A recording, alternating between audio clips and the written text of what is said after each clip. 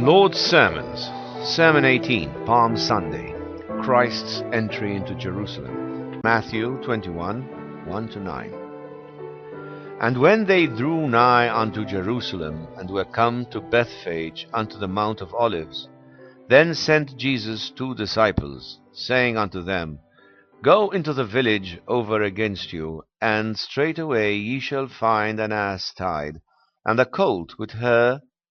Loose them, and bring them unto me. And if any man say aught unto you, ye shall say, The Lord hath need of them, and straightway he will send them. All this was done, that it might be fulfilled which was spoken by the prophet, saying, Tell ye the daughter of Zion, Behold, thy king cometh unto thee, meek, and sitting upon an ass, and a colt the foal of an ass.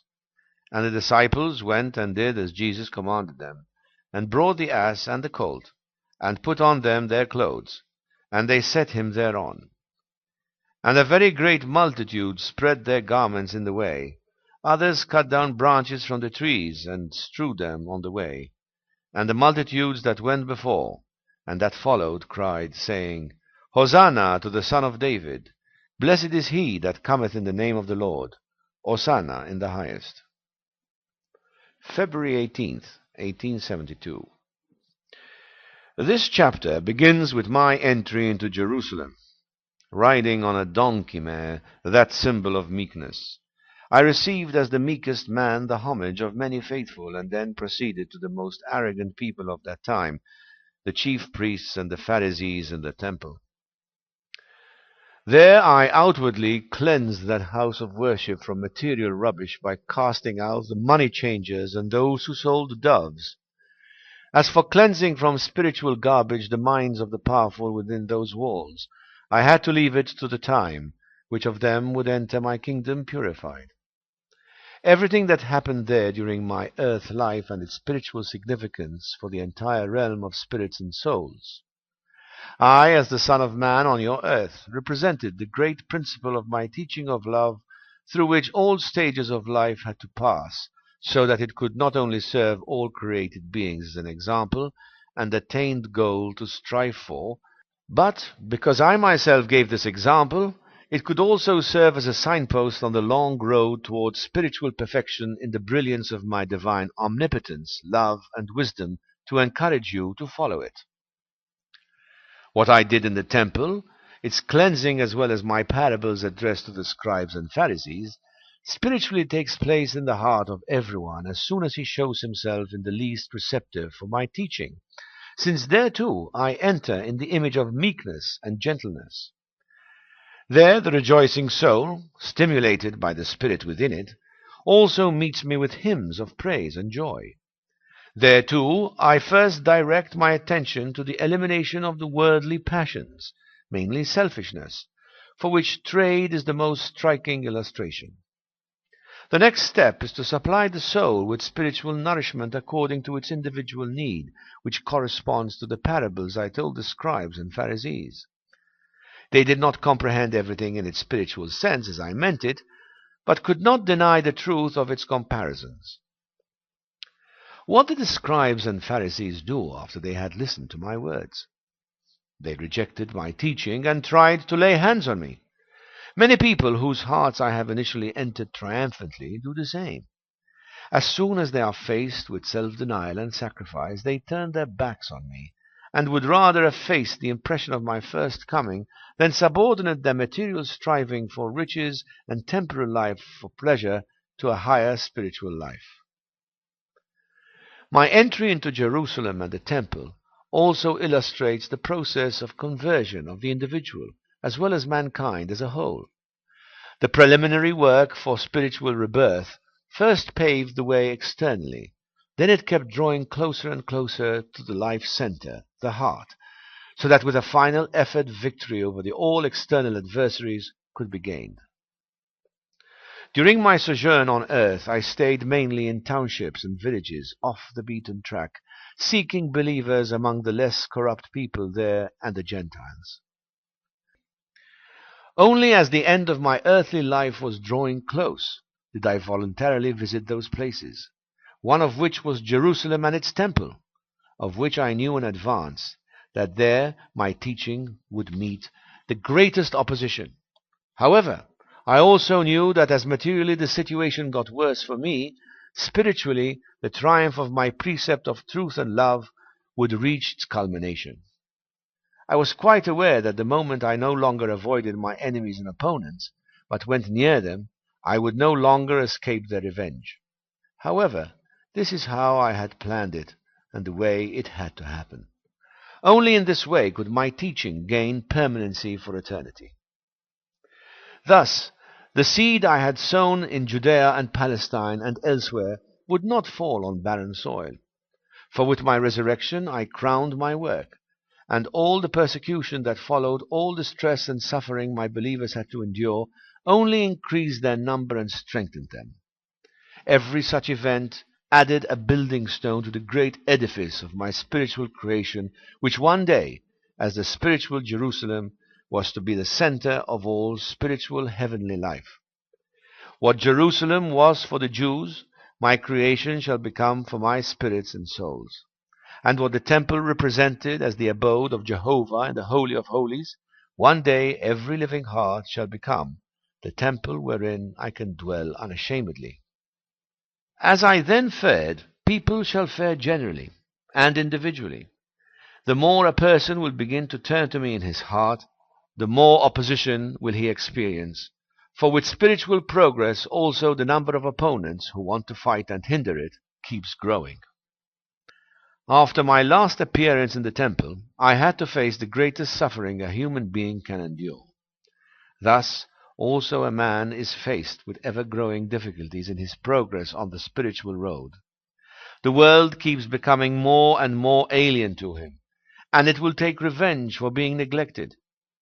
Obstacles will be piling up high in the social world, and influences from the spiritual world will make it difficult for the frightened soul to walk my ways. It will all present a fateful picture of my own suffering and struggles until, when the great turning point has been reached, the world must be completely relinquished and the spiritual kingdom seized forcibly. Then the banner of spiritual triumph on the one side and that of worldly pleasures on the other will lead a man either towards me or away from me. If he follows my example, he too will rise from the dead in his spiritual rebirth. But if he follows the world, his fate will be that of Jerusalem, which, continuing to enjoy the pleasures of the world, soon turned into a heap of debris, and its inhabitants had to live dispersed all over the world as slaves to other nations. The entry into Jerusalem has a far greater spiritual significance for all mankind than is realized. It signifies my drawing closer to mankind, and is the actual consecration of living men and spirits. Through my entry into Jerusalem, I hallow those walls, acknowledge them publicly as my property, and prove that I, the Lord of creation, did not consider it beneath my dignity, riding on an ass in simple clothes, to ask humbly and gently to be received by the people. Spiritually, this entry has the following meaning. I want to make the human heart my abode. There I want to be worshipped and loved through having my teaching observed. Just as the temple of Jerusalem was built as a house of God in my honor with all the splendor and magnificence available in those times, the human heart and soul shall be adorned with all the spiritual virtues that a true human is meant to possess as my spiritual image for which I once created and destined him. The temple in Jerusalem was an edifice of worldly splendor, and spiritual glory was to have dwelt therein. Thus man shall become a being placed on the boundary between two worlds, with his feet on the material ground, but his gaze and his heart directed towards the spiritual. This purification from the material and attracting of the spiritual is man's mission in this world, is the mission of the spirits. It is my mission and is still yours. The spiritual wind is now blowing everywhere to cleanse the human hearts of worldly vapors, for the Lord and Father is close.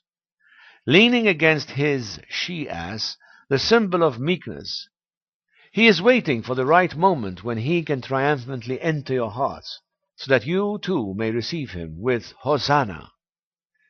The great time of spiritual rebirth is at hand, demanding entrance into those places that since the beginning of creation has been prepared solely for the Lord of all that is. Open the doors wide, that the wind of love may cleanse your hearts from money changers and vendors of pigeons, that is, from worldly selfish activities. The time is coming when the Lord will be asking you to account for the values he had entrusted to you, for the spiritual gifts all of you have received on loan. As the temple in Jerusalem was meant to be a house of God, also your heart is destined to be my dwelling place. Keep in mind that material time is speeding, and your life running out from minute to minute. Soon the angel of death will be asking you to account for your gifts entrusted to you. Do not hide them away, but make use of them that you may be allowed to enter the great spiritual kingdom, the great spiritual Jerusalem and its temple, the abode of your Father, and that you will not be forced, like the stubborn Pharisees, to wander about lost in the vast expanses of my creation as slaves of your own passions. You will find there all that once gave you pleasure, but with this transient enjoyment you would be missing out on the greater, much more important enjoyment of my love, my grace, and my presence. For you must know that if your heart is not my abode, and you are not carrying me in your heart wherever you go, you will not find me anywhere, not even in the great spiritual Jerusalem, which is nothing else but the spiritual principle of love that has created everything, sustains it, and leads it gradually to ever greater bliss. Take note of this. Observe the time in which you live with spiritual eyes, its events and tendencies, and you will soon understand that the time is near when I, the Lord, will be making my entry into the spiritual world, the human souls riding on an ass. Happy he who is prepared, for he will not be surprised by my advent. It will not frighten him, but will be for him the festival of my entry into Jerusalem, as it was once for my followers more than 1,000 years ago. Therefore be prepared to receive me and my teaching of love with all honors and shouts of Hosanna. Amen. To learn more, send a blank email to sermons@hisnewword.org. May God richly bless you.